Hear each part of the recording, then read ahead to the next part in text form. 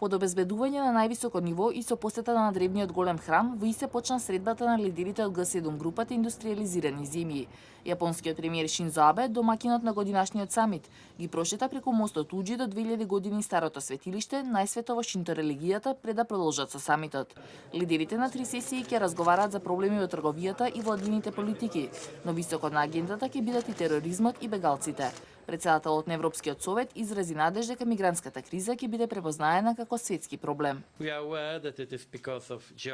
Свесни сме дека поради географијата најголемиот дел од одговорноста се бара и ќе се бара од Европа. Сепак би сакале и глобалната заедница да покаже солидарност и да го препознае фактот дека станува збор за светска криза. Иако е малку веројатно дека ќе се постигне целосен договор за макроекономската политика, според извори од јапонската влада се очекува лидерите од Г7 да промовираат комбинација на монетарни, фискални и структурни политики за да го поттикнат растот.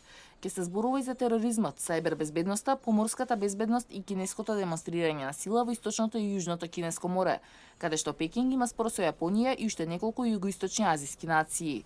Јапонскиот премиер Абе, кој имаше разговор со председателот на САД Обама, изрази протест поради убиството на млада жена во Окинава за која беше обвинет американски работник и која го потпали гневот против големото американско воено присуство на јужниот јапонски остров. Средбите на Г7 групата обично поминуваат со протести во местата во кои се одржуваат, па затоа беше забележливо масовното полициско присуство. Сега потешко стигнувам до местата до кои обично патувам 5 до 10 минути со автомобил. Ме шокираше колку полиција има насекаде, но се чувствувам побезбедно. Во групата 7 индустријски земји спаѓаат САД, Велика Британија, Јапонија, Германија, Италија, Канада и Франција. На нивните средби обично учествуваат и шефот на ММФ и председателите на Европскиот совет и Европската комисија.